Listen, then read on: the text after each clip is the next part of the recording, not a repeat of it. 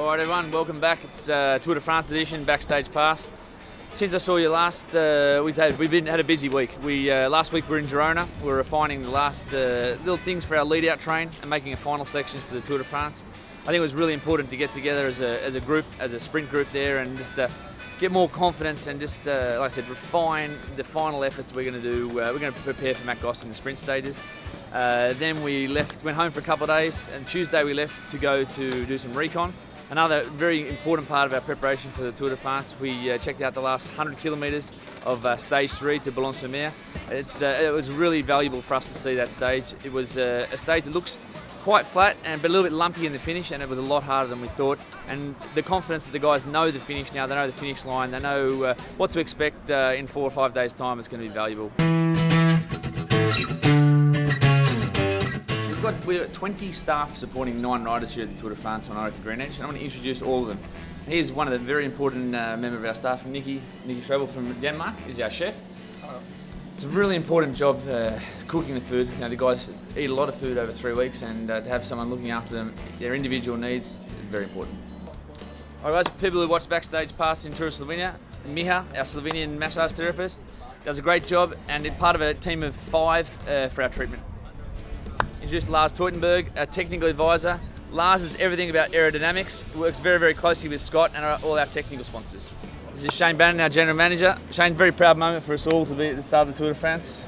What's going through your head as we start on this very big journey? Matt, it is a significant moment. And I remember 1998, I think it was, sitting down with, I think it was yourself, Stewie, Robbie, at a barbecue in Montecatini, talking about when we're going to have our own team one day. And that was a few years ago, and it's taken a while to get here, but we're going to make the most of it. Robbie Mcewen. Robbie's just retired in May, but he's got a very, very important role for us here at the Tour de France. And you know, Robbie's going to be my eyes and ears in front of the race, especially on the sprint stages. And we've got a great relationship for the help Matt Goss and that goal of winning the green jersey here at the Tour. Robbie, first time on the other side of the fence. What do you expect from Gossy, and what do you think we're capable of doing here with this group? Well, yeah, like you said, other side of the fence. I've got this nice little badge that hopefully will get me through everywhere I need to get through, so I can actually go and see the finishes. And like we've talked about, I'll go and scout out the finishes and film them, send them back to you guys, and give the boys all the inside info and those little tiny details of the final sort of couple of kilometres of the course. And you know, if taking one side of the roundabout as opposed to the other side, you know, gets them 5 metres further in front. If being able to take a corner 100% instead of slightly braking, if I can give them that info and they have a little bit of heads up going into it, then you know, that could make the difference between, say, the boys standing on the podium kissing the girls, or showering with their sweaty teammates in the bus. Yeah. No, I think the thing for us is we've been giving this information for years. But the thing is, when it comes from someone like Robbie Mcewen, the guys have 100% faith. Robbie's been in the same position himself, and so they've got 100% faith that what Robbie tells us to communicate to them, they can rely on it. And I think that's crucial for these guys. Let's hope I don't put them into the barriers. Andrew Ryan, manager of our team, Orica-GreenEDGE. We've got 2 offices, one in Varazia and one in Melbourne. Andrew is in charge of everything that happens in the Melbourne office. Pretty pumped to be at the Tour de France, Andrew? Well, it's hard to believe, really. It's just, you know, to think last time I was here was 2009, and certainly didn't think that we'd be here 3 years later with a cycling team. So, yeah, it's awesome. Yeah, it's a big day for everyone. I'd like to introduce you to the owner of Orica-GreenEDGE, people have seen before, Jerry Ryan. Jerry, a massive moment for the team and for Australian cycling to be here at the start of the 2012 Tour de France. Whitey, I just got to keep pinching myself, and it is just so exciting for everyone involved and everyone back in Oz, and you know, all the riders, our international riders and their supporters around the world. So we have got an international flavour, but that Aussie spirit, and you know, roll out Saturday is certainly going to be an emotional day for us all, and very exciting. Brian Nygaard, our communications director from Denmark. Brian, you've done a lot of Tour de France's. What's the difference that you can see between the teams you've worked with in the past and Orica-GreenEDGE? Oh look, Whitey, working in an Australian environment is very, very different than in the European environment, and I mean that as a very positive thing. People are extremely serious about their work, but they don't take themselves more seriously than they have to. And I think we have the working ambience we have in this team. It's extraordinary, and I actually think it's one of the keys to why we've done so well.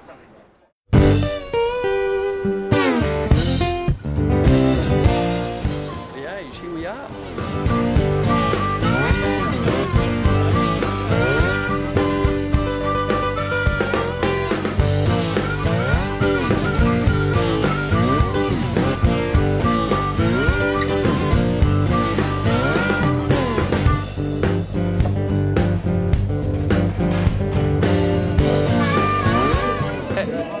finally made it, man. On the start line now, believe it. It's good.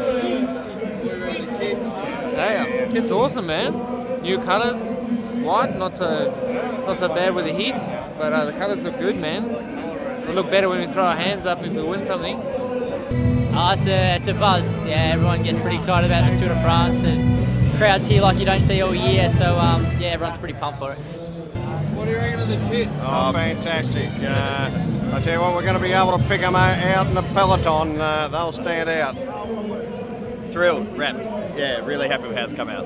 Now the emotion now that it's all started. I think when we hear Orica-GreenEDGE mentioned in a minute, I think that's when we'll know we're here. We're here. We are definitely here.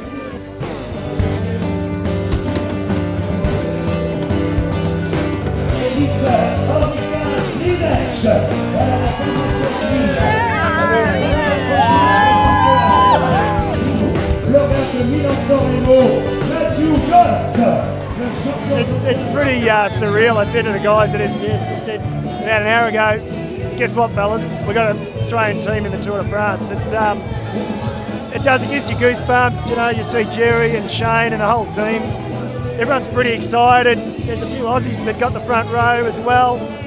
It is special, and when you get guys, I'm pretty happy for guys like Stewie, Cookie, Brett Lancaster. You know, they've been around a long time, and they get to enjoy this as well. And you know, as a journo and as an ex-rider, I get to sort of see both sides. So it's fantastic.